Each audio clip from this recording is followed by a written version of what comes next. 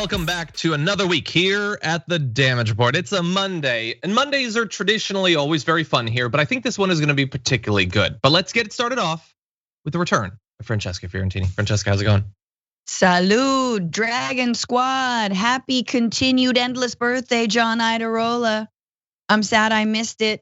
There needs to be like at least a 2-week period where it's not my birthday, especially because within less than 1 week, it's my wife's birthday. So let's make it about her for at least a couple days. Sure. I think that's fair. That's then a back fair to distribution.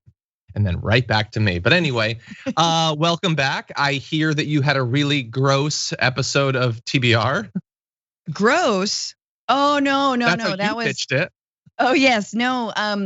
So we're doing a top 10 later on, John, for all the subscribers of the Damage Report. I'll announce that, and we're talking about Mr. Lou Dobbs. And for a Newsbroke video, which there's a new Newsbroke out, all about how to actually stop white supremacist and extremist violence, i.e. don't do another war on terror. But we talked about Lou Dobbs. So I think the reference you're saying is, I was telling you about some what we called him, and we can tell all the subscribers exactly what we called him, because it was pretty visceral and disgusting. Yeah, and look, if Francesca's calling it disgusting, based on our experience with her over the past few months, you know it's an issue. How dare you? But anyway, that sounds good. Okay, so look, we got a lot of news. We're gonna have a little bit of updates on the Senate trial, which I guess is happening soon. What's gonna happen with the COVID relief bill? We had some good news last week about that, so let's balance out the scales of the universe. A little bit of good news, bad news on COVID. It's a good news, bad news sort of day. And why wasn't Trump ever on Parler? It's an interesting question with a really corrupt answer, or potentially corrupt answer, coming up a little bit later on. But for those of you who are already watching, thank you for being here. Please hit the like button and share the stream if you haven't already.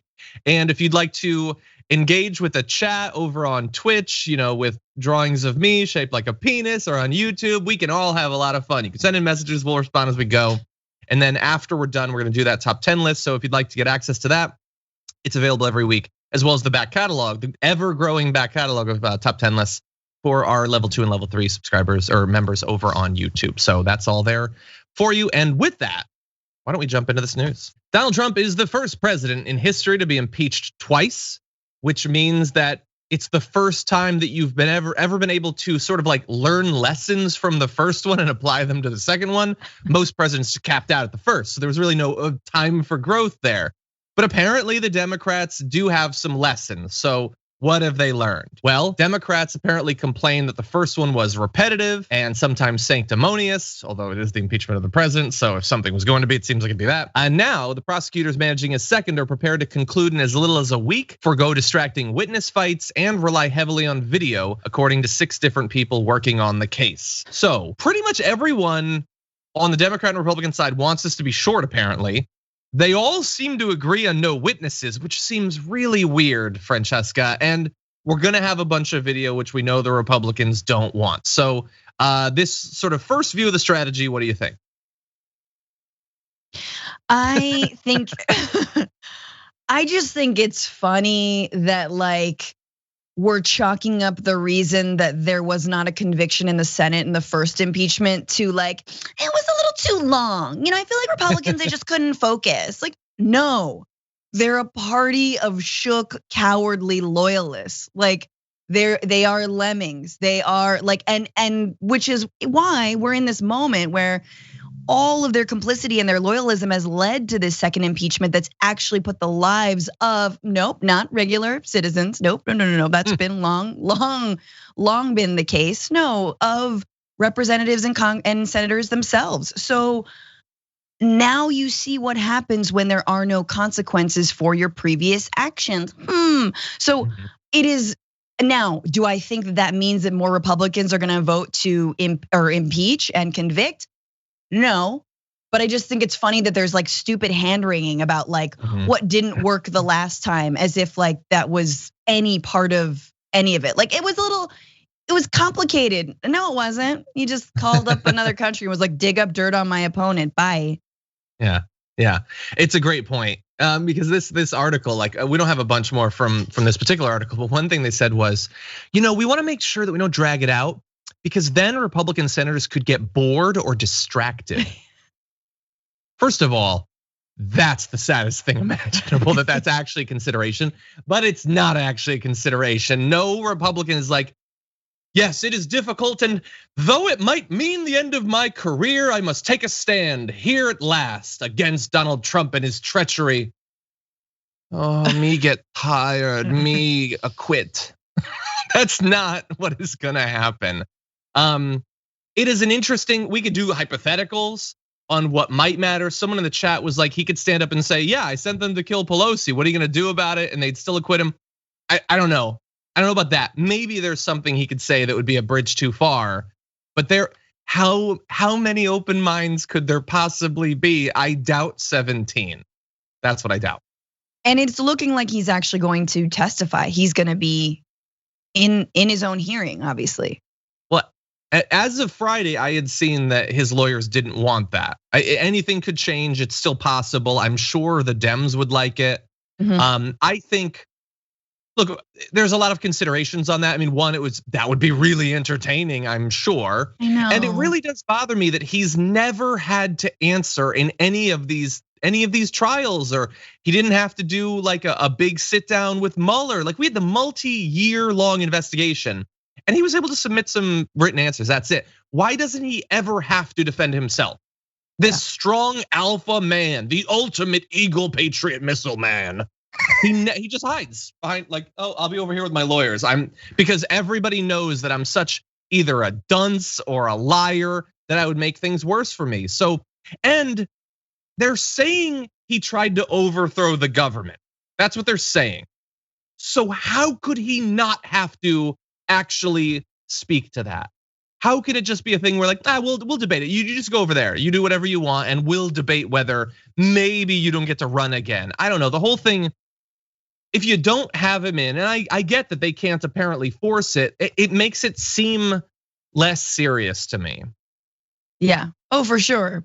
But there's nothing as unserious as Donald Trump trying to answer a question. So I don't know about that, but it would be fun to see him fire both of his lawyers live on television in the middle of the hearing as they're like, as they try to like calm him, like it very like Giuliani to Melissa, what was her name?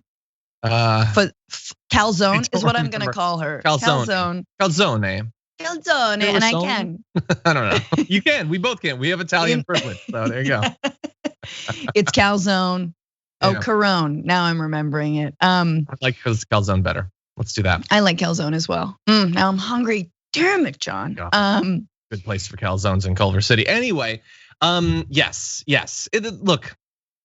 It's ridiculous. Their whole defense is gonna be that the Senate lacks jurisdiction to judge a former president after he left office because the Constitution doesn't explicitly say that it can, even though many of the people making that argument have supported hypothetically impeaching Democratic presidents afterward and have been perfectly fine with the same sort of procedure for non-president government officials. Like, I understand that it's a different level, but if you're saying that the lack of explicit authorization in the Constitution is enough for us to shut this down without even having a trial, then I think that that's an important bit of precedent that should definitely be considered.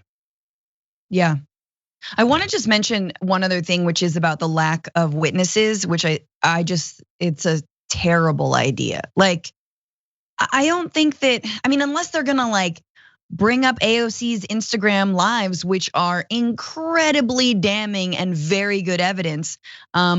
Like, why? Why not have witnesses? Why not have your fellow colleagues explain how they felt and how they were targeted and because again, we know that not every senator or congressperson felt like they were in the crosshairs. Unless your name was Mike Pence or Nancy Pelosi, Schumer or AOC or Ilhan, like we know who the targets were, right? Yeah. We know who could skirt underneath that. And the other thing I will say is that you gotta have Capitol Police and Capitol staff members who had to clean up, in some cases, feces and blood from the Capitol floors, from people's offices. These are people who day in and day out keep the halls clean, keep people safe, right? Like, why not hear from them? I think it would. I think it makes total sense. And today also is the first death of a sitting US congressperson of COVID. And we know that after the insurrection, there were people who tested positive for COVID. Now, I'm not linking his death to, the possible outbreak of COVID, but we know that like not only did the insurrectionists try to like overturn a democratic election, but also like spread a virus. But hey, what else is new for, the MAGA crowd? Yeah.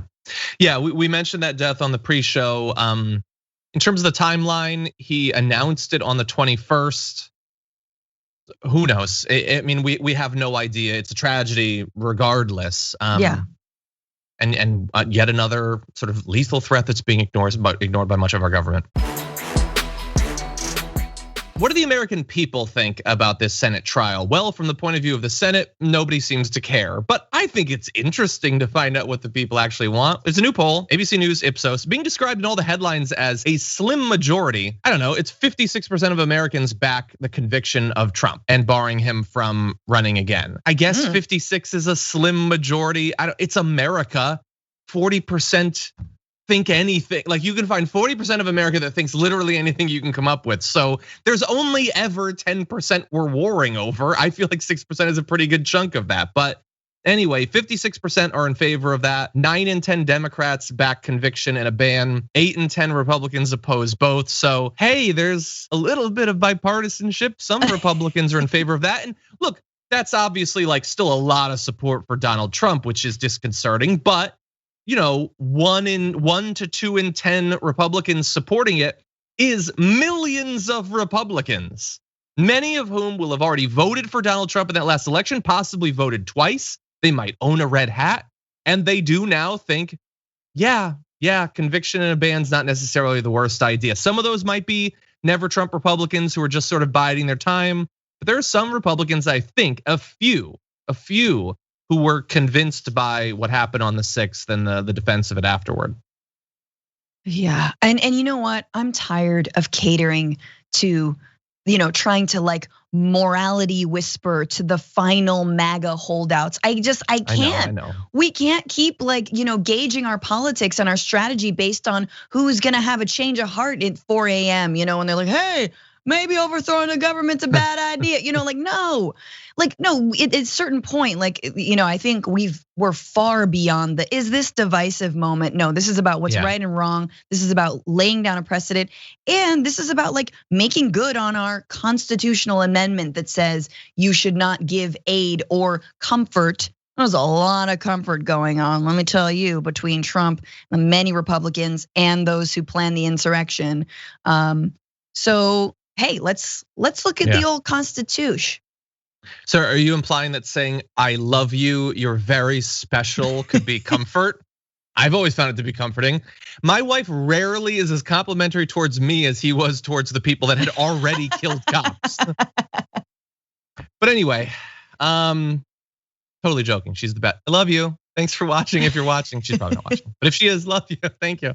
Anyway, so let's see. The issue is that while 56% support it, you need 2/3 in the Senate. So that means you need all of the Democrats, which probably you could get all the Democrats, maybe. But you also need 17 Republicans, which is like you couldn't get 17 Republicans to join Democrats in like establishing nationwide factories to pump out Confederate statues. Like they would not be that bipartisan on anything.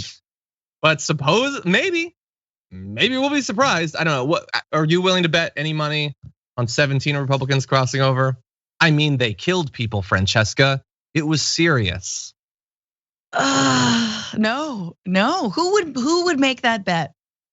No, not after the election pool bet. When I was like, we're gonna sweep both houses. Shoo in. Here you go.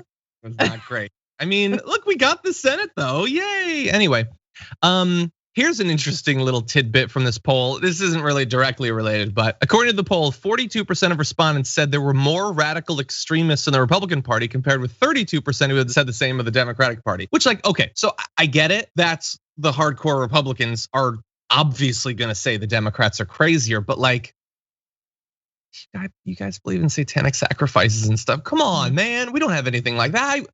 I don't know what that would look like on the left, what a version of that would be. I mean, I know that there are like, media personalities who believe some insane things, but there's no representatives anymore who believe such crazy things. It's just that sort of thing. I understand this is all opinion and people exist in their partisan bubbles. We're a tribal species and all of that, but that seems like that's a bridge too far. It should be a mental bridge too far for anyone, but anyway. I just want to say, like, obviously 17 Republicans should, not even on moral grounds, because once again, beyond like whispering to their very, very underused moral muscle in the old heart, it's here in the soul piece. But 17 Republicans should vote to convict because why not? Here's the thing, they're calculating, oh no, we want the MAGA vote. Problem with the MAGA vote is it has nothing to do with you. It's not about you, it's about Trump. So if you want to get reelected, then you're just gonna have to keep supporting Trump in whatever he does.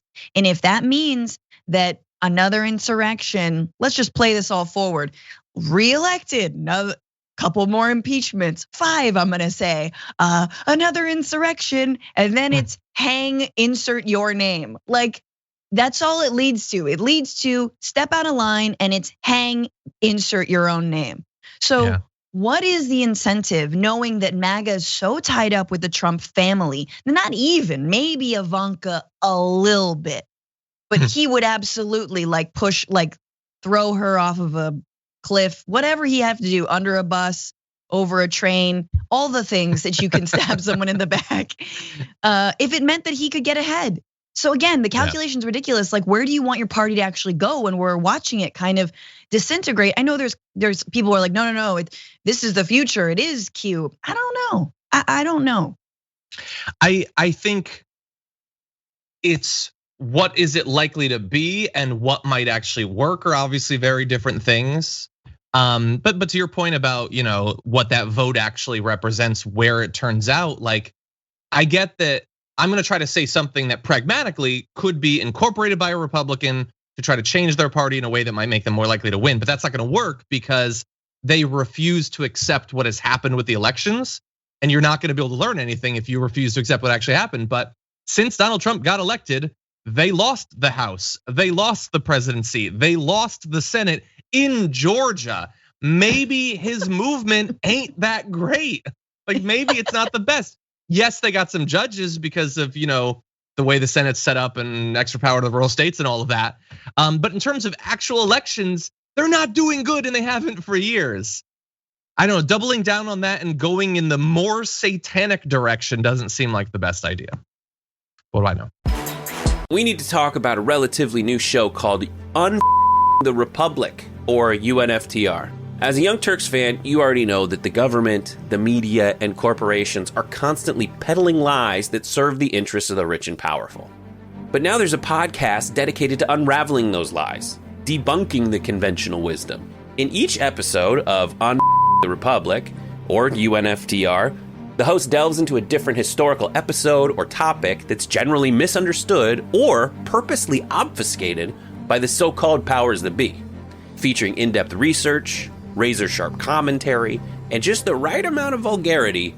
The UNFTR podcast takes a sledgehammer to what you thought you knew about some of the nation's most sacred historical cows. But don't just take my word for it. The New York Times described UNFTR as consistently compelling and educational, aiming to challenge conventional wisdom and upend the historical narratives that were taught in school. For as the great philosopher Yoda once put it, "You must unlearn what you have learned." And that's true whether you're in Jedi training or you're uprooting and exposing all the propaganda and disinformation you've been fed over the course of your lifetime. So search for UNFTR in your podcast app today and get ready to get informed, angered, and entertained all at the same time.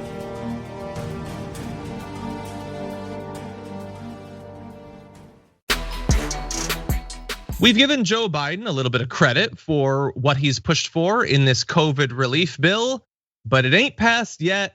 And suddenly it's starting to look even worse than it did last week. Here he is on the inclusion of the hike to a $15 an hour minimum wage. You also want to raise the minimum wage to $15. Is that something you would be willing to negotiate on in order to get Republican support? Well, apparently that's not going to occur because of the rules of the United States Senate. So you're saying the minimum wage won't be in this? My guess is it will not be in it. But I do think that we should have a minimum wage stand by itself, $15 an hour, and work your way up to the 15. It doesn't have to be boom.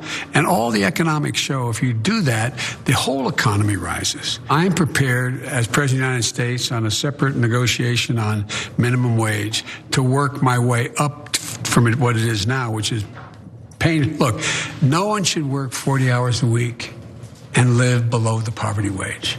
And if you're making less than $15 an hour, you're living below the poverty wage. But that may not be in your American Rescue Plan. No, I put it in, but I don't think it's going to survive. Okay, so after that interview, which was Biden's first sort of sit-down television interview, senior advisor to the president, Cedric Richmond, said Biden's comment on the increase not surviving, quote, was merely his prediction of what he thought the Senate would do, adding Bernie Sanders has assembled the team to make a very compelling argument that it should stay in the bill. We're gonna go to Bernie in a sec, but Francesca, what do you think about this seeming preemptive retreat by Biden on the hike of minimum wage? It's interesting because in that clip you see two different Bidens, which is like the one sort of like, well, we can work our way up to it, and it's not going to happen overnight, and it's kind of the politician's line that like whenever you're asked a question, you always sort of retreat from the like principle of what you stand for, and then he just goes into like, wait a minute, no one working 40 hours a week should live below the poverty line. Yeah, wait a minute, that's what I believe. And it's like, and that's a little bit more like the grandpa Biden, the Biden who's like, peace, I'm out, like I'm gonna just walk away. I wanna like be the FDR. Like I'm not trying to give him that much credit. I'm just trying to like see the moments where he actually just says what he believes. And then it's like, yeah, man, just say that. Just say people deserve $15 an hour now because they are living below the poverty line while working 40 hours a week. And $15 an hour really in a lot of places isn't even enough. So like, why not just stand by that? But then he hedges immediately, but I don't think it's gonna pass. Who cares? You don't even need to say that. Just say, this is what I believe, this is what I want to get done. End of story. Yeah, and look, in terms of saying it now when we're not there yet, I maybe there's like a strategic element of, well, it's really looking like it's not gonna be possible, so I better start to make sure that people don't expect it, because if they go on expecting it for longer, then it doesn't happen, then they're gonna have a really negative response. Maybe, I mean, maybe think about that before you decide to include it in the first place. But I would also say, since we don't know yet, and it's still possible, maybe put some pressure, try to make it happen. Yeah. And it looks like it is possible. So we're gonna go to Bernie Sanders. Here he is talking about his continuing efforts behind the scenes to make sure that it is included and that it does pass. We've got to raise that minimum wage to $15 an hour. And I can tell you, as chairman of the budget committee, we have a room full of lawyers working as hard as we can to make the case to the parliamentarian that in fact, raising the minimum wage will have significant budget implications and in fact, should be consistent with reconciliation rules. During the campaign, you were running for president and you said whoever you picked as VP would overrule the parliamentarian in order to pass legislation such as Medicare for All with just 51 votes. Should Vice President Harris do that, overrule the parliamentarian to keep the minimum wage increase in this bill? Well, before we get to what the vice president is going to do, I got to get through the parliamentarian, and then I got to get 50 votes in support of raising that minimum wage to $15. Okay, so we got two bits there, Francesca. First of all, he has this team of lawyers, which instantly, for some reason, makes me think of the Binders Full of Women, except that this one isn't misogynistic. But anyway, he's got people that are still working on it, so we don't know yet. So I would say project strength leading up to that. But then he didn't answer the question about whether Harris should overrule the parliamentarian. What did you think about that? Well, I mean, then he answers it honestly, which, I mean, Jake Tapper's assuming that there's 50 votes on the Democratic side, and the truth is there's not. The sad truth is they still have to whip those votes and make sure that all Democrats are on the side of a $15 minimum wage, which seems like such a no-brainer for us progressives and people, on the left. But like, actually there's the, Mansions and Kristen Cinemas and Hickenloopers and other folks who were like duped by, Joni Ernst in one of the first rounds of negotiations around the $1.9 trillion stimulus that where they were like, yeah, no, we shouldn't have it, and because they're worried about, I don't know what, small businesses that we keep touting out. So I think it's a little bit preemptive. I personally think if the votes are there, then yeah, Kamala should step in, but I don't know if they're there. Yeah, and like it's depressing that you can get to the point where Joe Biden now talks about like the fact that so many people are effectively living beneath, I think he means the poverty line, but he keeps saying the poverty wage. But anyway, he now accepts it. He's talking as if he's Bernie Sanders, even though, I don't think you have to go back that many years before he wouldn't have supported this either. But you still have people like Manchin who are like, no, if it's 11 here in West Virginia, that's the highest it should be anywhere. Because I have to imagine no place is more expensive to live in than West Virginia. It's an insane position to hold.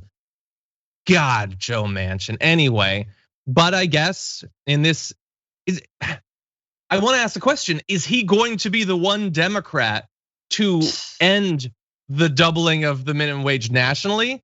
And yeah, he probably would be okay with it, even though it would be devastating economically, the moral cost of the damage to so many families, including in his own state. But then also strategically for the Democrats, not delivering on that after making it a big issue is going to be devastating too. He seems perfectly willing to be the Democrat that ensures that.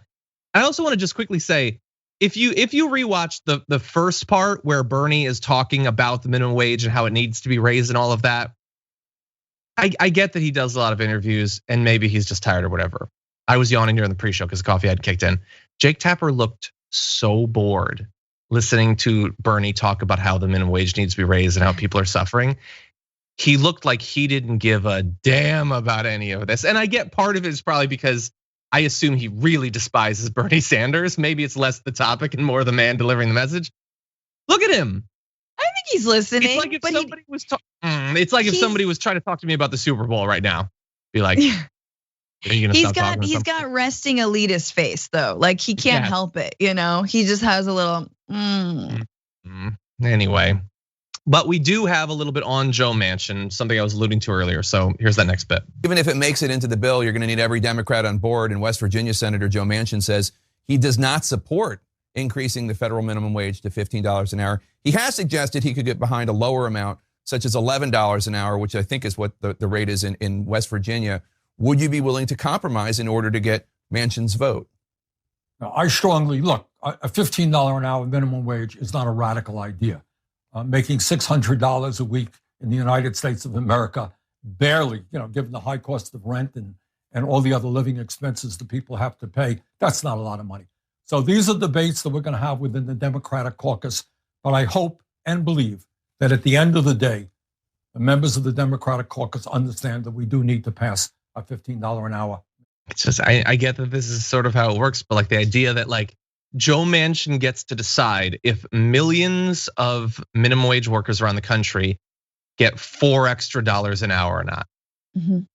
But I mean, and this it's sad is that like most of them wouldn't even end up knowing that it was him that might cause that. Like every day they work, they are noticeably taking home less money, potentially specifically because Joe Manchin doesn't give a damn. I mean, look, I mean, can we go to the other side?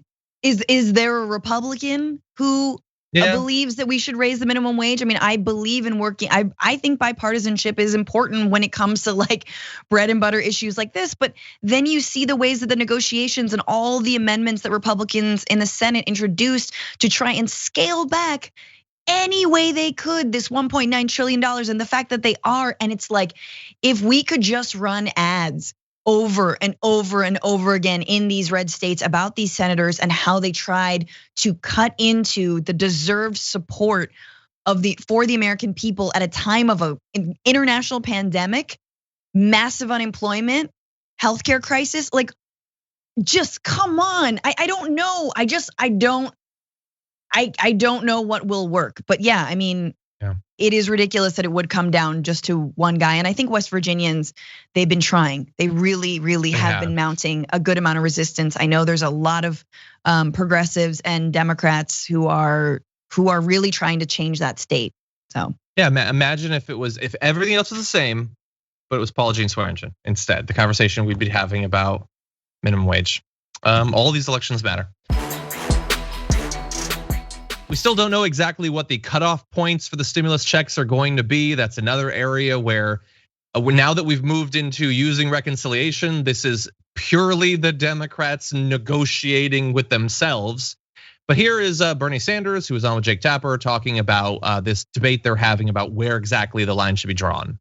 Where do you think the cutoff should be? Well, I think what we have done in the past and what we have promised the American people, we've said two things in the last month. We said we're going to get you $2,000, and that's $600 plus $1,400. And what we're going to do is say that everybody, a single person, individual, $75,000 or lower, and a couple of $150,000 or lower will be eligible for that full $2,000, $600 plus $1,400. Now, when people said we don't want rich people to get that benefit, I understand that, I agree. And what we need to do is have a strong cliff so it doesn't kind of spill over to people making $300,000. And that's what I support, and that's what I think most people understand. But to say to a worker in Vermont or California or any place else that if you're making $52,000 a year, you are too rich to get this help, the full benefit, I think that that's absurd. And it's also, from a political point of view, a little bit absurd that you would have under Trump these folks getting the benefit, but under Biden, who is fighting hard for the working class of this country, they would not get that full benefit. Yeah, imagine setting up a situation where people had done better in regard to stimulus under Trump than the new administration, which wants to say that they're the ones who actually care. It's a really weird situation. I mean, let alone the fundamental issue where you are evaluating people's access to this money based on a financial situation that is like a year and a half old at this point and is not necessarily, for millions of Americans, at all representative of what they've experienced over the past year. Fundamentally flawed, and it's a terrible strategic as well as economic path to go down. Yeah, I mean, but we love, especially in the media, I mean, like, it's always just haggling over like, but do rich people deserve the, like, why don't you just talk about the the millions of people that have fallen into poverty since this pandemic began? Like, why don't you like bring a dose of what you do, which is, actual journalism and reporting. That's you guys. Bring that into the conversation, and then we'll see that, yeah, $50,000 a year ain't that much. Let's just throw in a cost of living stat. Hey, Jake, you know what I mean? Like, so that of course never enters. I just want to make another point. I am fascinated and tickled and so happy to see Bernie Sanders like on the front lines, working on the progressive side of the Biden administration as the chairman of the Office of Budget, or the Budget of Office, or whatever the hell, budget chairman. The point is, it's crazy. Because first of all, he's a way better mouthpiece than Biden is himself. Obviously, he's lucid and cogent, and like really, he has morals that he knows exactly what he wants to say. And I just want to hats off to all of the people, the Bernie movement, and a lot of the organizers that actually made for this moment and made sure that they were at the table. Obviously we have to see what is delivered, and obviously we have to see how this goes. But it is just really heartening to feel like, I mean, first of all, the guy was serious when he said "not me, us." Number one, look at him; he's fighting this fight, and it is thanks to a lot of grassroots pressure, and it shows that maybe that Biden knows that it was progressives and grassroots organizers that really delivered him this win. But just a side note, it's really nice to see Bernie in this role. Yeah, no, exactly. Although, he does say the 1,400 and 600 thing for the 2,000. I mean, that just because obviously the sort of trust and affection I have for Bernie in comparison to other politicians it makes me sort of think, well, if Bernie's convinced that they were saying that's what they were saying, maybe, but no, I mean, we've gone over all the evidence. They were saying $2,000. But anyway, that's the criticism. Other than that, it was a great appearance. It clearly really bothered Jake Tapper, but I'm glad that he's out there doing it, as he said.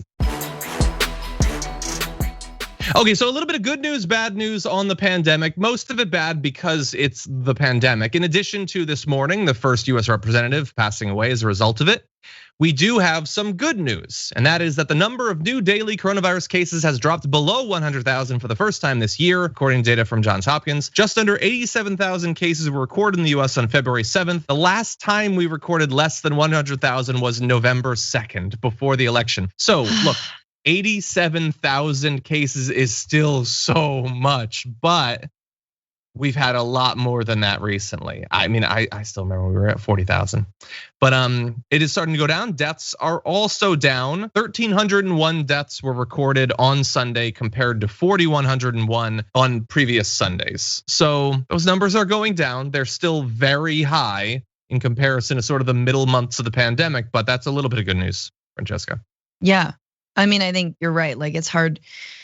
The bleakest moment for now has passed. The real question is, can we remember that it's still dark in order to prevent another bleak and even bleaker moment? Because like, once again, like, look, the vaccine is rolling out, but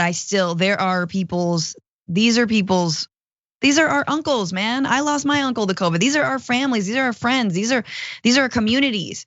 Okay, these are people who are gonna be, so like every life is really important right now. So I know it's hard to hold on, but put your stupid mask over your stupid face, and try not to get your droplets everywhere, and limit the time that you're like in stores and restaurants and grocery stores or whatever. Like, I just totally. Yeah, and I know. So I see some people in the chat are like, "Well, but Sundays are always the lowest days." No, I get that, but that's why we're not comparing Sundays to last Friday. We're comparing Sundays to the previous Sundays. So it is actually trending down. We'll see. I mean, I didn't watch the Super Bowl, but I did see the crowds, the gigantic maskless Tampa Bay crowds. So that's not good. And that's a lot of them were cardboard cutouts. It was an actual false flag Super Bowl. It was a. Some of the flags were cardboard too. They were false. The flags were false flags all over. But no, really, they were like cardboard cutouts. The people were still way too close together. I'm not talking about in the stadium. I'm talking about the parties like out on the streets and stuff like that. Oh yeah. And they were happening in Florida, which is one of the places that one of the cool new mutant strains of the coronavirus is starting to spread. So here is the bad news. The more transmissible COVID-19 variant that originated in the UK is doubling here in the US every 10 days. This new study, which has not yet been peer reviewed, also found the variant to be up to 35 to 45% more transmissible than the COVID-19 strain that was first circulating in the US. And we have a statement from the authors saying, unless decisive and immediate public health action is taken, the increased transmission rate of these lineages and resultant higher effective reproduction number of SARS-CoV-2 will likely have devastating consequences to COVID-19 mortality and morbidity in the US in a few months. Decisive action is not immediately taken, and gathering in gigantic crowds for a fun, sporty event is not the sort of decisive action they're looking for.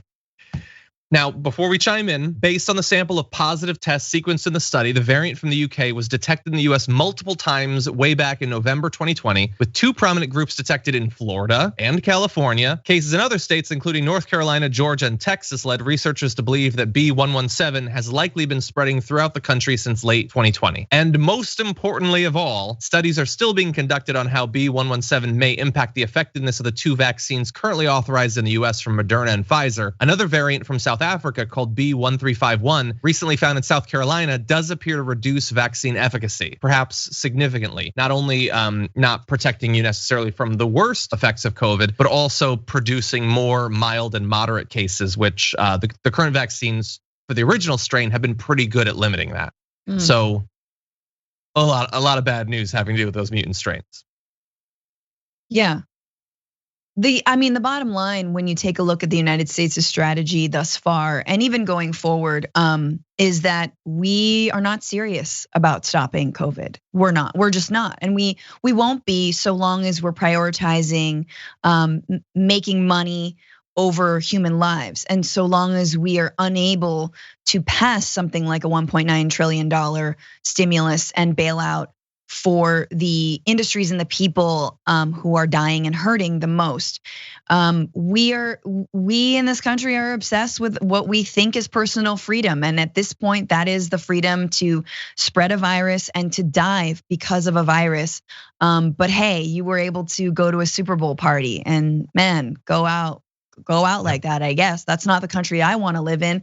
I mean, honestly, you look at many other countries that have actually successfully, with far fewer resources than the United States has, that have successfully been able to contain the virus. And it has to do with a lot of like government oversight. It has to do with actually having a government that works. Part of that is limiting travel. We have 50 states, we have huge amounts of internal travel. I know people who've been traveling during this time. I'm not saying that they shouldn't travel, but hey, would it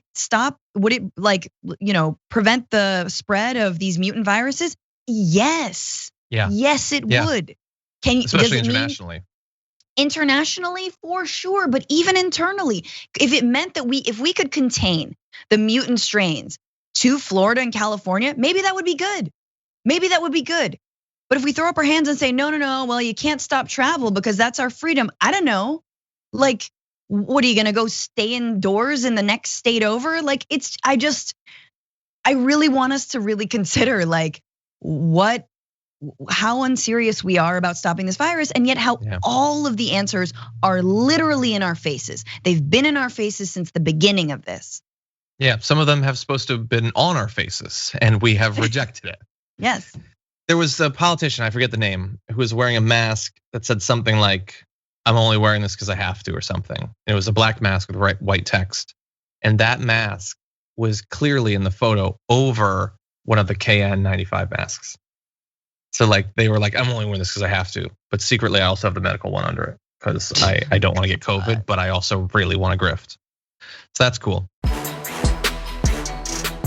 So if you are out there and you're curious about when you, assuming you live in the US, might have access to the vaccine, we've got some good news for you. But the good news comes with what's the opposite of a silver lining? There's some bad news too. Take a look at this. Your op-ed today in the Wall Street Journal, I like, because it puts forth this tantalizing idea that soon we're going to go from the current problem we have, where it's a whole problem of supply, too much demand, not enough supply. We'll have the reverse of that at some point, where we have lots of vaccines and not enough people who want to take them. How quickly can we get to that point?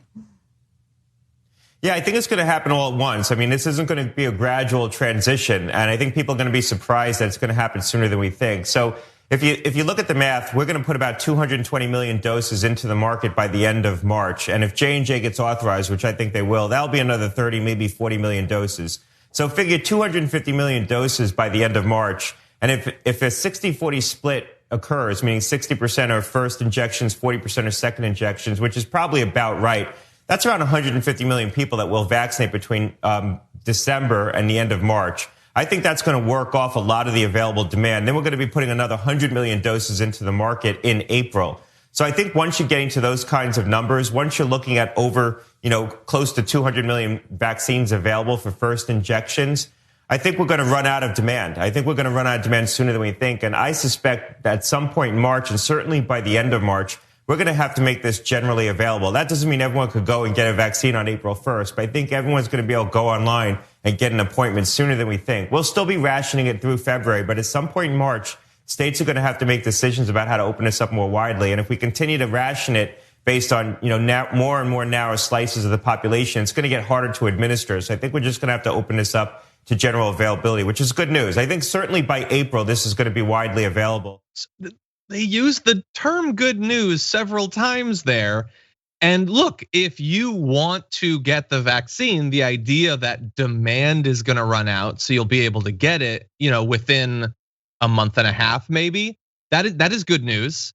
But if that's only possible because there's not enough people who want to get it, and they're just going to stay out there getting the disease, passing the disease, dying from the disease, passing the new variants of the disease.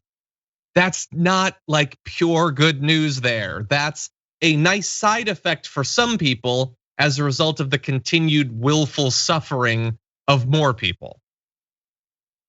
That whole clip like threw me for one, because he's next to, if I'm not wrong, like stock market value. So he's coming at this from a really cold-hearted, like, so you better sell off your Pfizer shares there because they're gonna be running out. Like he's coming at it from a financial analyst perspective about how soon more people are gonna be vaccinated and what will that mean for all the shares that you bought in Moderna. Like it's a little bit gross, and or a lot of it gross. And so he then says at the very end, okay, that's good. Which it is good, but like, are they actually rationing it? Because you shouldn't be rationing it. Well, they're rationing it now. Like in most states, you have to be above a certain age, a healthcare worker, like that's the rationing they mean. But right not now, because, but only because there is a lack. The production can't keep up with the administration. Right? Like, please tell me it's only because of that. Yeah, and he could be wrong. Look, he might be wrong. It might be that they're sort of projecting what the demand will be, and they're doing this in part on some of the countries that have been more successful with vaccinating. So Israel is vaccinated a far higher percent. They're seeing a lowering of demand based on what I've read. But it's also possible that American views of vaccines are pretty distinct from most other countries, and that some people might be worried about it. But if we go a couple more months and there's not widespread evidence of really bad negative reactions, if some of the mutant strains don't just overwhelm the vaccine, then maybe the demand will go up after that. So this is his prediction. It is interesting, I think worthy of discussion, but we don't know for sure that this is how it's gonna go. Sure. No, and obviously, like, I mean, I'm not gonna talk about a national health care program because clearly we don't have that, but that would be one way to make sure people are vaccinated. Hey, free doctor's visit, free COVID vaccine. But for sure, in lieu of that, partnerships with, pharmacies, like whatever, Walgreens and Rite Aid, like getting your COVID vaccine there. That is what we wanna see. That is an affordable and or free vaccine. It should be free. It's free now. Let's hope it continues to be free. And also, like we've talked about on this show, the amount of countries that are not seeing the vaccine, and now we're talking about a glut. Like, I don't know. I'm just like, what do we? If we don't want it, then give it to another country. Well, presumably that will happen. Maybe not immediately, but yeah, like I imagine some of these countries in India, like hearing like, oh, that we're just going to be sitting on 100 million doses that nobody wants is disgusting on top of disgusting. But anyway, let's see what happens. The best that Kevin McCarthy was willing to do with Representative Marjorie Greene, who used to be on committees but isn't anymore, that's awesome, was to have a little talk with her and supposedly ask her to apologize after all that she did.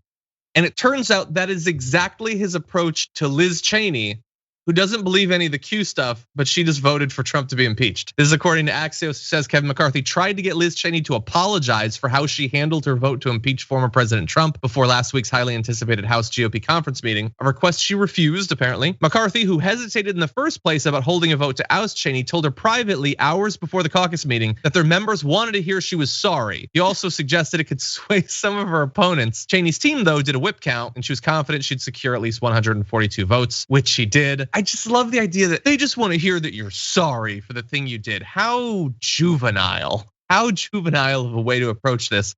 But this is all Kevin McCarthy's got is private behind the scenes conversations asking, please just make this go away. I don't want to have to exercise any sort of actual leadership or like choice or anything. Just say you're sorry and let this go on. Let us move on from this. It's sort of sad. Wait a minute, to kick her out of the which caucus, of the Freedom Caucus, or no? They were going to kick her out of leadership. Just leadership generally. Yeah. Of this and Girl Scouts. How does it smell? No, I just want to know, how does it smell? I don't want you to. How does it smell to be that far up? No. Donald Trump's crack. No. Seriously. It was seriously, and how do you get farther? How do you actually wedge your whole face that far up the former president's crack? Like really though, you're so far up there that you need to get, you're wedging, you're just wedging. Francesca, it depends on the resources you have. There's a very real fear of slipping out. So they have those little spikes that you can hammer in. You're gonna want to tie off every once in a while and use the buddy system. There are buddies in there, and I'm gonna puke. Anyway, yeah, no, it's partly that. He's afraid of it. He's afraid of Trump. He's afraid of Trump fans. He's afraid of Marjorie Greene. He's afraid of QAnon fans. Who is Kevin McCarthy not afraid of right now, honestly? Yeah, he's afraid of his own shadow. He's afraid of standing up for literally anything. I love when like your so-called leadership has no idea what they're doing. Like these are the limitations of like bipartisanship or getting along or whatever. It's like you're in Washington for so long, your brain just becomes like sort of mushy, go along to get along, and you don't stand for anything anymore. And he doesn't even know what he stands for. And it's a good moment because he doesn't even know what the Republican Party stands for. So it's almost like you don't really blame him because the Republican Party is like, well, we didn't have a plan after Trump. But what we know is that once again, no matter what, no matter how loyal you are, no matter how far you wedge yourself up there, it will always be at some point or another, insert your name, chanted by a mob trying to overturn an election or shouting you down because there's nothing you can do to be loyalist. There's nothing you can do you just can't. You can't. Yeah. So anyway. You're always just hanging in there by a spike. Yeah. But he'll shake you loose at some point. You are a dingleberry. All these little dingleberries hanging off of Trump. And they think that they're a real person. They think no, you're a dingleberry. And he can cut you loose whenever he wants. And then you'll just be stuck on a piece of paper to his shoe. Sometimes I think that participating will make it less bad for me, but it never actually works. Now, Cheney is not backing down on this, saying people have been lied to. President Trump for months leading up to January 6th spread the notion that the election had been stolen, and people need to understand that. But bear in mind, the other side isn't really backing down either. The Wyoming Republican Party voted Saturday to censure her over the Trump impeachment vote. And I guarantee everyone, at least 95% of those who voted to censure her, believe that the single greatest threat facing America right now is cancel culture. Oh yeah. But they censured her for daring to turn against their god emperor. Anyway, Liz Cheney. I'm perfectly happy to, in the very near future, move on from any defense of Liz Cheney. But in this particular case, the people opposing her are worse. Hello and welcome to the top 10 list for the week. The Lou Dobbs top 10 greatest hits from a certain perspective with me, John, and Francesca. How's it going, Francesca? That's good. I'm super excited. I'm surprised that they cut him loose. I know. He's apparently like their best rated show on, reminder, Fox Business. It's a business show he does. You might forget that because I don't know if he's ever talked about business on there. It's just bootleg for an hour. But who's the British guy who's like, I'm the British Lou Dobbs. Yeah, Stuart Varney. Yeah, Stuart Varney, yes. Sort of talks about business. Yeah. Anyway, he's been fired. It was on my birthday. It was a nice present. Thank you, universe. Apparently it was because he didn't have a good relationship with his advertisers, even though he had great ratings. So can we maybe get rid of Tucker? I don't know. That makes it seem as if it might be possible, but I think there are limits to it. But anyway, we decided we are going to say goodbye to Lou Dobbs by looking back on 10 of his greatest hits. And this is gonna be a combination of largely two sorts of things. Some of them are just legitimately awful positions he's had, quotes he said. And then there's a lot of just, my God, is he lodged deep inside of there. Like, I know there are people who are obsessed with politicians. Some people have said that perhaps I like Representative Ocasio-Cortez too much, and I get it. But I would say I've never said anything like any of these things. Wait until you see, I wasn't familiar with a lot of these. I had to do a bunch of research / mostly use what Media Matters had put together. But But I found a bunch of other ones too. So anyway, why don't we launch into this? Thank you, by the way, for being a level 2 or level 3 member on YouTube and making this available. We really enjoy doing this each week, and we hope that you enjoy it as well. So at number 10, this is the first of the really sycophantish ones. So there are a lot of things that Lou Dobbs has credited to Donald Trump. There will be several on this list, but the first is when he credited the Trump presidency with an increase in Christmas displays and holiday joy.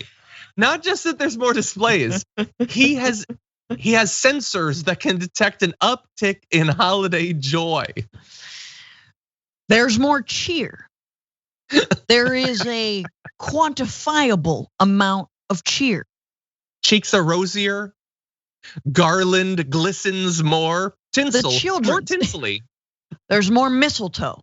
More people are being kissed under it. And none of those people are boning. immigrants. Yeah, he went on to say, my wife and I have never seen so many displays and so much obvious joy in the moment here as we come into Christmas. So it is to me, that's a pretty good measure.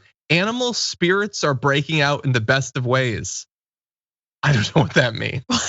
Animal spirits, that's like what I imagine like beaches in Ibiza are like animal spirits breaking out. Breaking out. Holiday joy. Have you seen Zootopia? That's exactly what I mean. That's a sequel for it. So that's number 10. Now, number 9, let's go into some of the bad things that he said and done. This one might seem a bit subtle unless you're familiar with right-wing media. But back on September 11th, 2019, this is what he was talking about. He's talking about George Soros, and he says, it is extraordinary, and I think most people, I will include myself, cannot conceive of why George Soros would fund efforts that work against sovereignty, work against our laws. There are laws against illegal immigration, and to see his tentacles reach out into various non-government organizations and nonprofits that are working with everything from the Koch brothers to the Southern Poverty Law Center, as you document throughout this book, you had a guest on. It is stunning to see how pervasive and how successful he has been with his strategy. And so there are two bad things there. One is the idea of the ubiquitous Jewish billionaires' tentacles creeping into everything. And the other is that he's talking about him funding illegal immigration. That was the Tree of Life thing. That's what that terrorist thought. That's why they attacked a synagogue, is because they believed George Soros was bringing caravans in.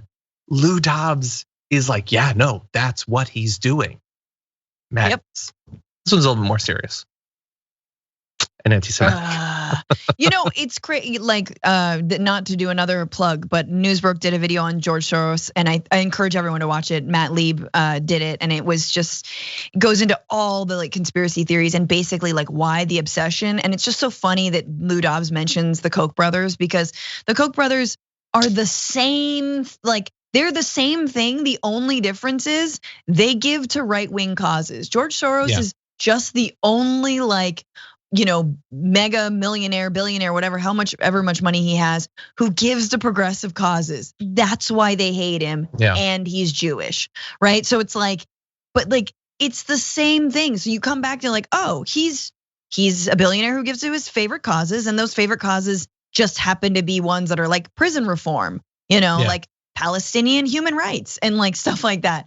And they are. But yeah, I mean, this has like actual ramifications, tentacles, man. I'm surprised he didn't start talking about his tail. Exactly. His scales. And by the way, I do not know a single progressive like media figure that's ever received $1 from him. They really just do think, no, it's just they found a get out of claims of anti-Semitism free card. They think, oh wait, we're allowed to say this about George Soros, right? Okay, good. Okay, it's in the same way that like they desperately want to demonize against gay people, and they realize that that's a little bit harder to do, but they can talk about trans people in sports and in bathrooms. So it's like it's like their methadone, basically. It's like they get to do it. They don't get in as much trouble, even though we know what they're doing. Yeah. Now, number 8, another of the things that Lou Dobbs credits to Donald Trump. Take a look at this. Have a great weekend. The president makes such a thing possible for us all. Good night from New York. The weekend brought to you by Donald Trump. The weekend performing. You don't even have to have the audio. Performing at the Super Bowl.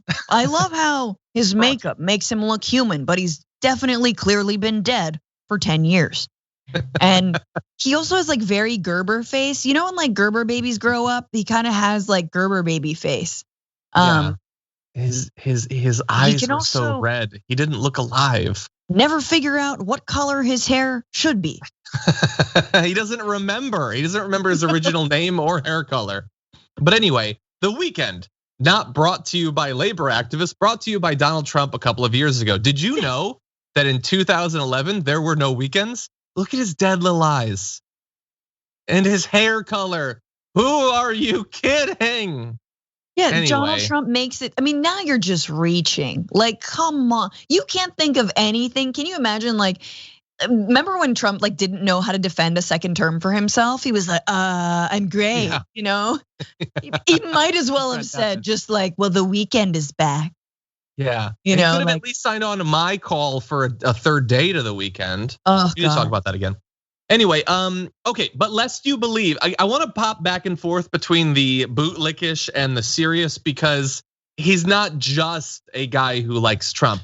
You also have this. So this is way back. I think this might have been in like 2009 era, maybe a little bit after that.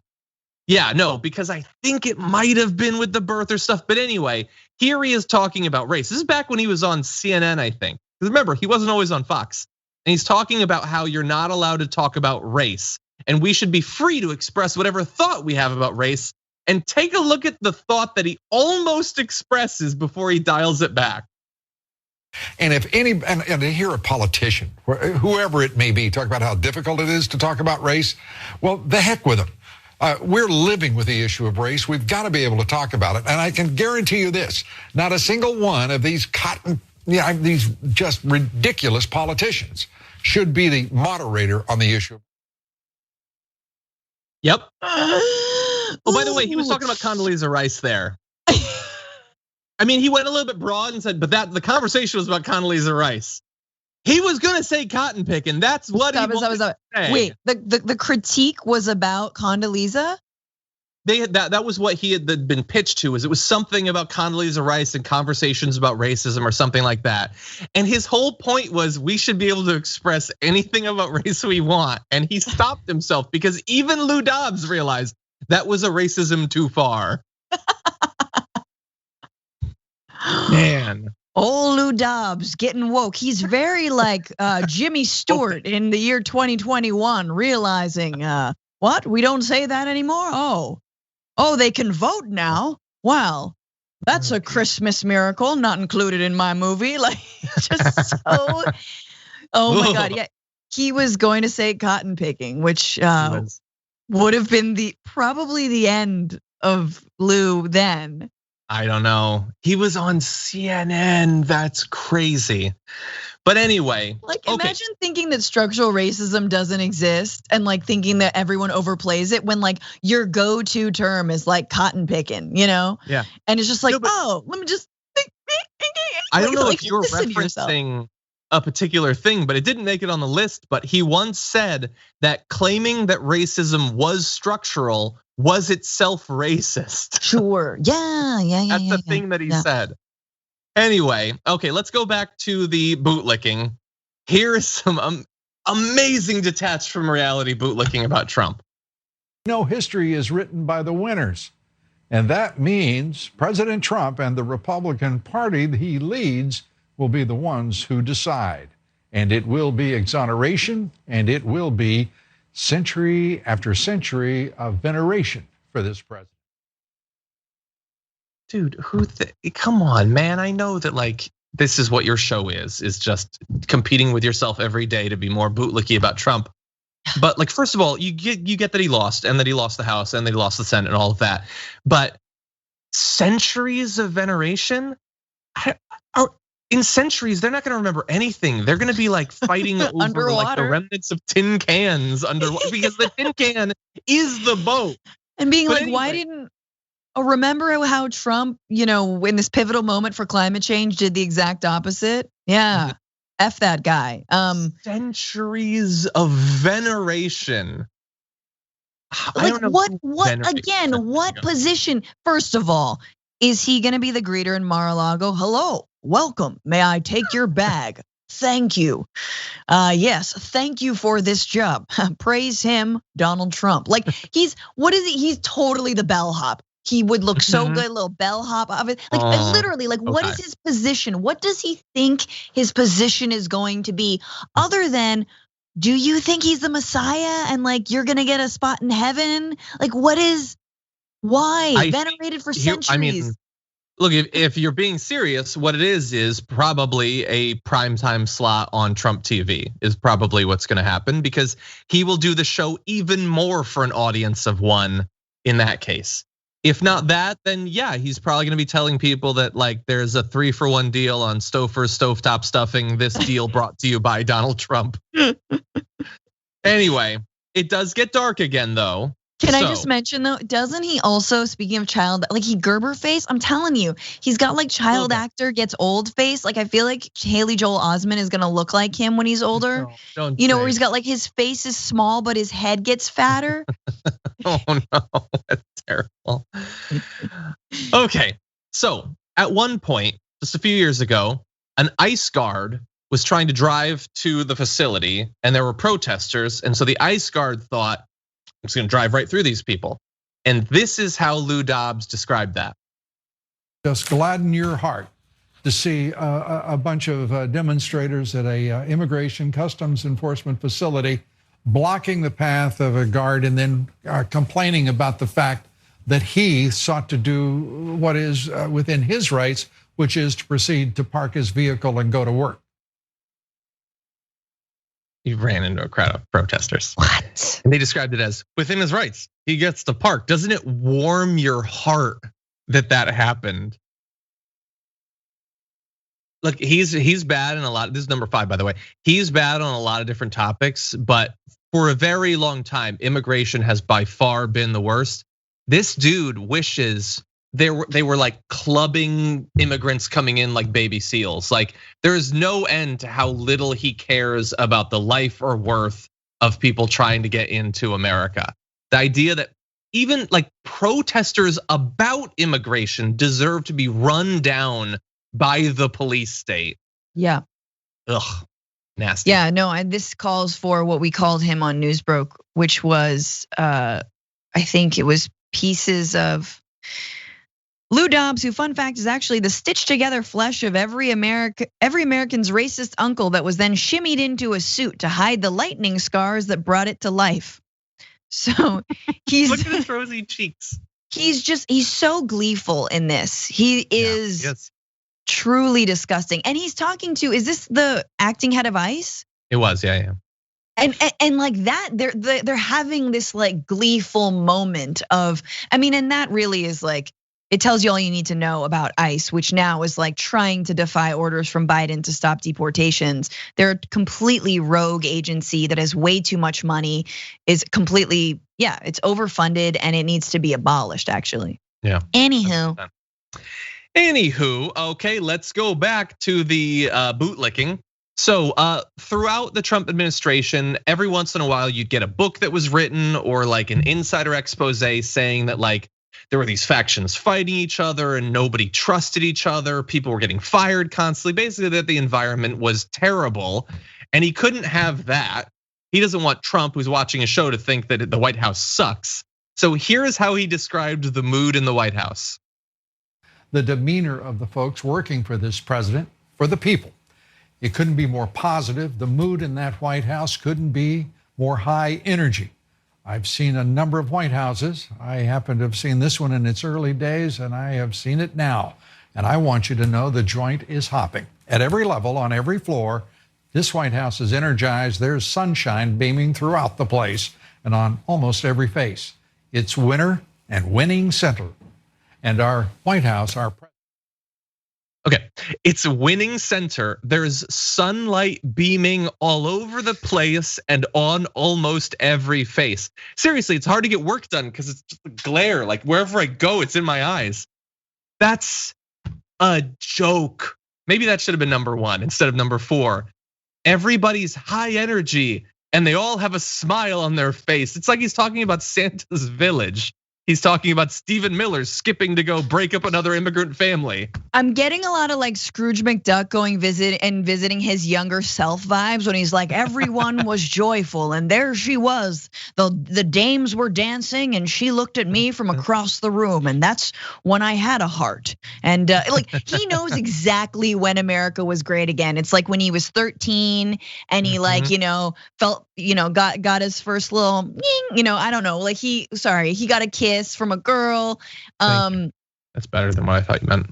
I didn't mean that, but like, can we just talk about how much this show phones it in? Not the damage report, but like Lou Dobbs' business. Like he's putting over his shoulder headlines like winning energy or, and he's reading what's over his shoulder. Like it's the same script. It's an opinion. It's the sentence that's on his prompter, and it's also the sentence that's next to him, which is not a news article or any kind of fact-based, anything. It's just the words that someone wrote for him as an op-ed. Like, can I do that? Can I do that? Yeah, like imagine if all of the things you were going to say were also just the things over your shoulder that weren't news articles. Yeah. It's so and weird. Then you called that a show. I mean, look, it's cushy life, I guess. He also said, and let's not pass this over, the joint is hopping. That was an actual quote from Lou Dobbs. I'm telling you, the joint was hopping, and I put a little dime into the jukebox, and there she was. Her name was Cheryl. She looked at me from across the room, and oh boy, I felt my stop.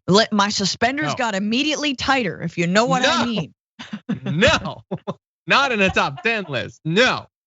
Okay, now we have 3 left, and it's about to get dark. So, and think about what you've done. 3. Oh my God, how long do we have to do this for? I apologize. Only a little more. No more Lou. This one's not fun, but I've got some fun ones. Anyway, number 3 is so he was being interviewed. This is back in 2011, I think.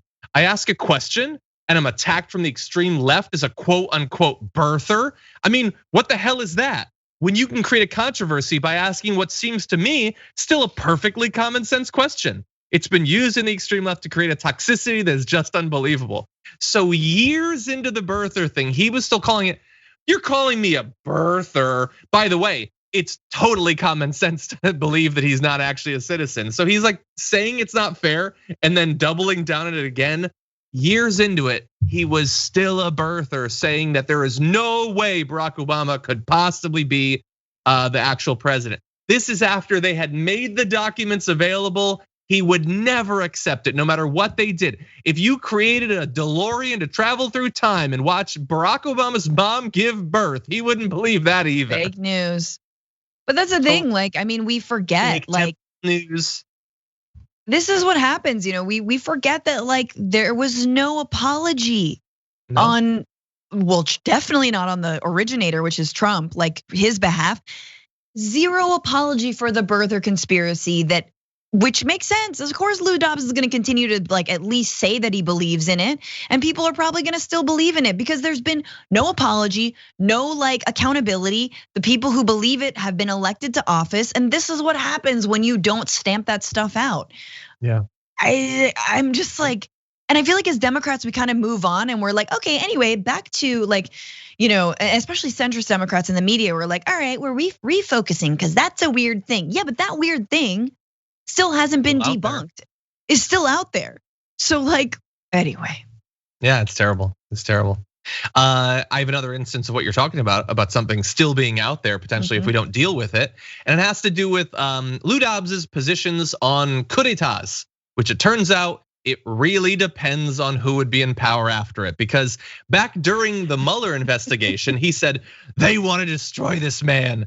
They want to subvert his administration. They would love to carry out an actual coup d'etat, which he supposedly, you might think, would be against. But after Trump lost the 2020 election, among many other things that he said, here are just a few of the highlights. He suggested that Republicans should just say, we're not going to accept the results of this election no matter what happens. Demanded that Republicans surround Philadelphia and exert a demanding presence.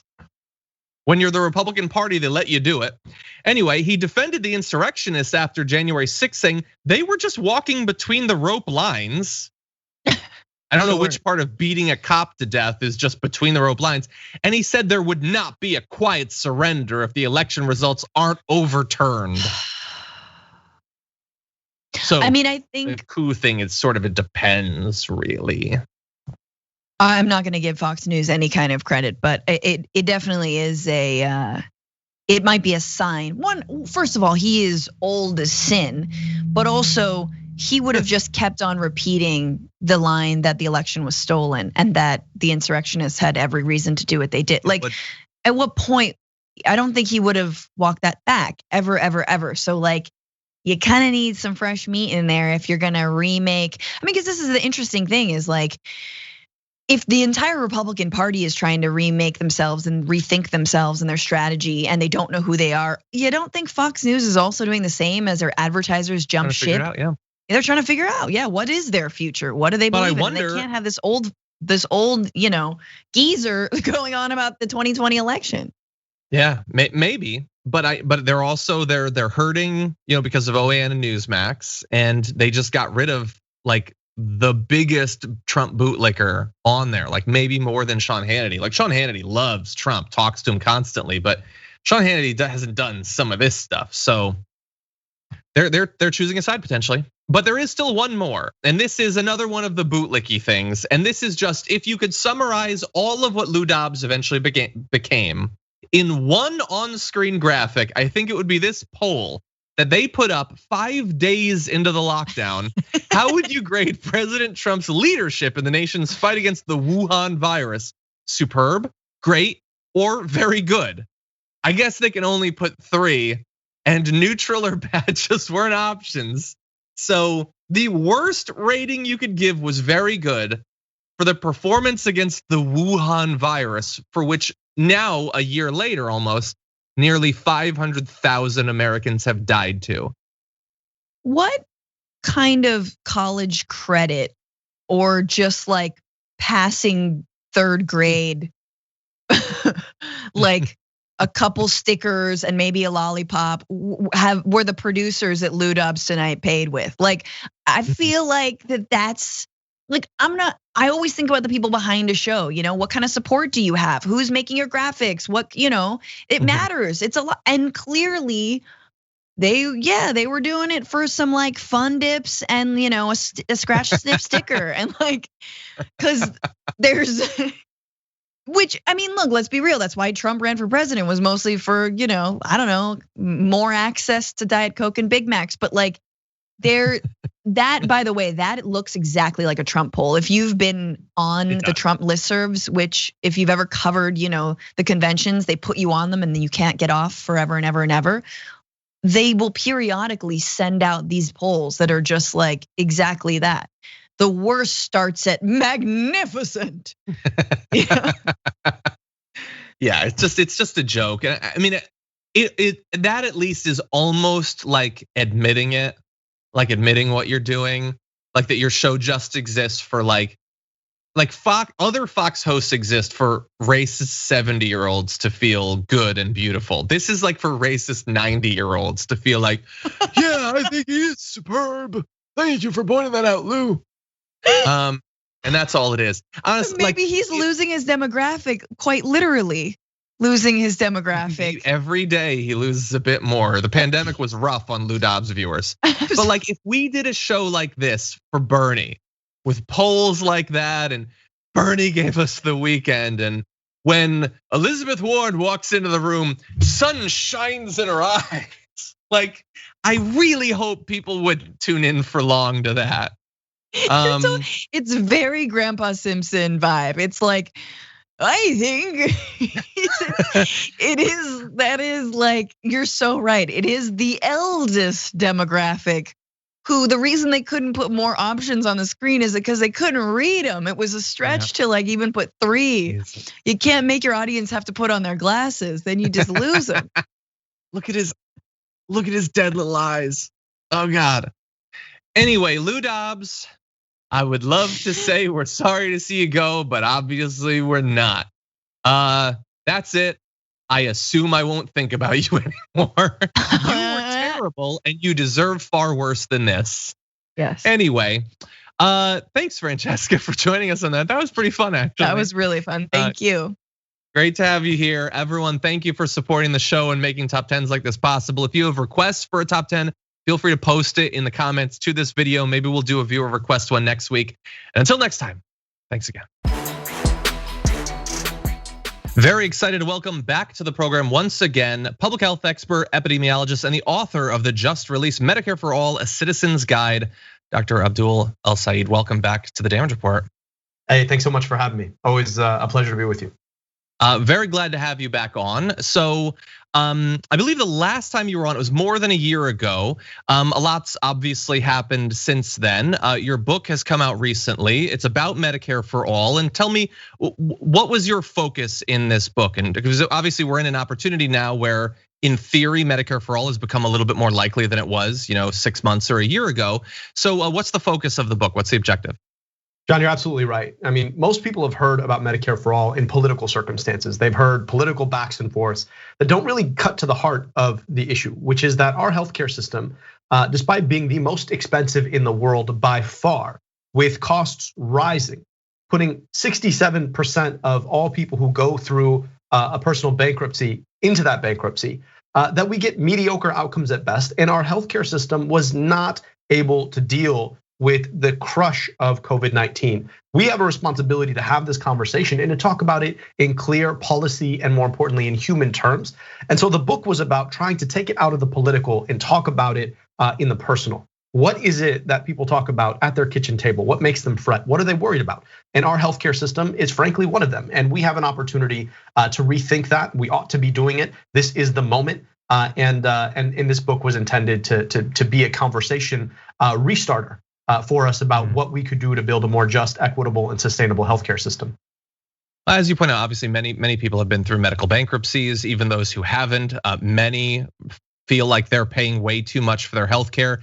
I'm curious, do you think it's gotten to the point where people understand that this isn't just a thing where they're going through rough times, that perhaps some of this is baked into the system of healthcare and health insurance that we have in America? Do they get that in theory, a lot of this could change with a switch over to something like Medicare for All? I think folks are starting to pick that up. The reality of it is in the past when we talked about health reform, it was usually a conversation about how do we provide healthcare for lower income people. And that is a critical conversation in unto itself is a reason why we should change healthcare. But what's happening today is that even people who think that they are quote unquote insured by the system are finding that system is failing for them. We profile a woman named Lisa Cardillo, who had the unfortunate circumstance of her husband having had a brain tumor 3 years before she had a freak form of cardiovascular disease that hit her at 36. And they are insured based on her husband's employer. And they were stuck in a situation where they had to have their friends and family throw a fundraiser for them to be able to just pay for the deductible, which of course is a paywall that health insurers put in front of the healthcare that you and your employer already paid for if you're lucky enough to have private health insurance through your employer. And so this is just not working for the median American. I mean, you look at the deductibles today, you're talking about the average deductible is about $3,655 for a family of four. And that family of four, the median family of four is earning $69,000 a year. That means it's more than a full paycheck.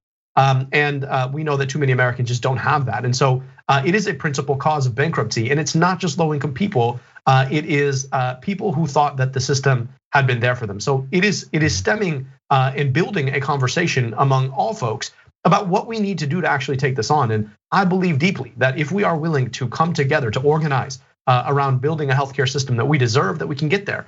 And I'm really quite confident of that. And I hope that this book is simply more fuel for this conversation. Yeah, and hopefully the conversation will be happening now that Trump is out. We have Joe Biden, who has not personally, he's not a fan of switching over to Medicare for All.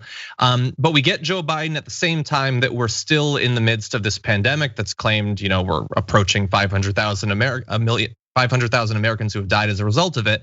How does that change the calculus? Joe Biden says he's not interested in it. Is there still a path in the next 4 years that could possibly lead to Medicare for All being passed? Well, I'll tell you what, I'll never give up on a path. And the point that you make is a really important one. It's that this discussion was litigated in the primary, which was largely something that took place in late 2019 and early 2020, just as COVID was starting to hit us. Now we have lived through this pandemic for a year. We account for 20% of all global deaths, despite accounting for only 4% of all people, meaning we're 5 times as likely to die of COVID-19 in America than the global average. And so this is a different moment. Our healthcare system was tried and tested and found wanting. And we have an opportunity to decide whether or not we think that tinkering around the edges of that healthcare system will solve it, or if we recognize the need to fundamentally take on the structure of the system itself and take on the health insurance industry, which is nothing more than a middleman that profiteers off of people's bodies, fights them for the healthcare that they already paid for, and does so in a way that accelerates the cost of healthcare. Now, look, I sat on the Biden-Sanders healthcare task force, and I know that the Biden team was not running on Medicare for all. And we push them to a truly public option. We all know that that's not enough.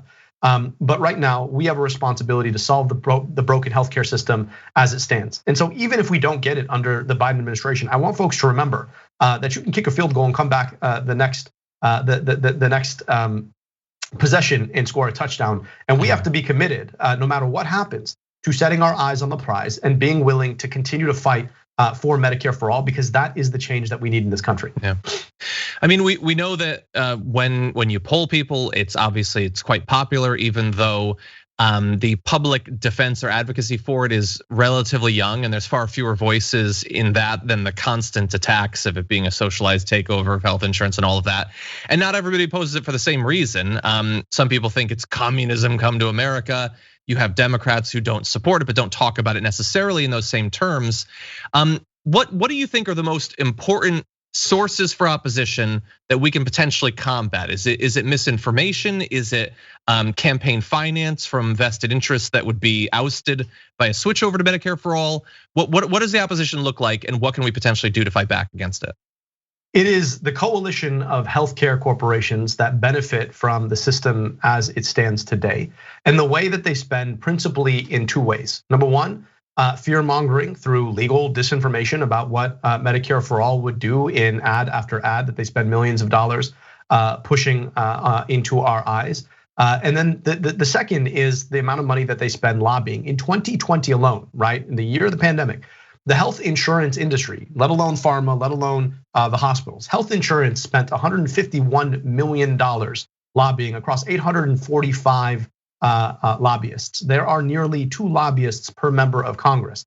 That's why, right, the solution that seems to have some consensus around it for solving the unemployment and health insurance loss crisis, right? 15 million people who lost their health insurance because they lost their job, is through a COBRA subsidy. Now, here's the thing. Health insurance has never been more profitable than it is during a pandemic. Those health insurers didn't have to pay for elective procedures, and they lost coverage for the lowest income people who also tend to be the sickest. So they made money in Q2 of 2020 alone. Anthem Healthcare doubled its profits versus 2019, and they've spent that money to go and double dip in the midst of this pandemic, asking that the American taxpayer in effect, give them money to do the thing they should have done, which is keep those folks on their health insurance in the first place. And so, those 2 issues, the way that they can spend to try and fearmonger to the American public, and the way they can spend to reshape public policy in their own interest, that really has to be what we take on. In the book, we have a chapter called Organizing versus Advertising, right? They're going to keep advertising, they're going to keep fearmongering. There's not much going to change about that. But what could change is that when all of us come together and realize that we are all in this thing together, none of us get the healthcare that we deserve in this country simply because of the way that the system works, that we come together and we build common cause and we take them on. It is our vote in the end that matters most for these politicians, and we've got to make it matter. Yeah, and to that point, you said it would sort of been litigated a little bit in the primary. People should bear that in mind. Get involved in these primaries early, and potentially we could have a candidate who would champion it. The book is Medicare for All, a citizen's guide, but I know that you've also recently launched a newsletter. Could you tell us about that?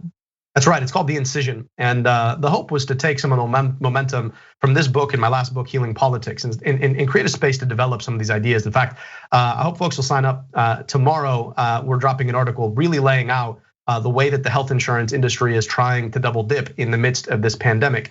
And really want for folks to understand that once you cut through the surface level, you really do see the way that money and power tend to wrap themselves around many aspects of our lives. And so talking a lot about healthcare, but also talking a bit more about the way that race gets in the way when it comes to public policy, about our education system, and about the way that we consume and produce information. So I hope folks will check it out. It's incision.substack.com. Awesome. Dr. Abdul El-Sayed, thank you again for joining us.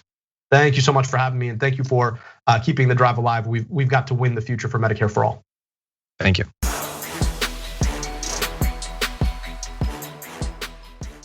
Thanks for listening to the full episode of The Damage Report. Support our work, listen ad-free, access members-only bonus content, and more by subscribing to Apple Podcasts at apple.co/TYT. I'm your host, John Darola. I'll see you soon.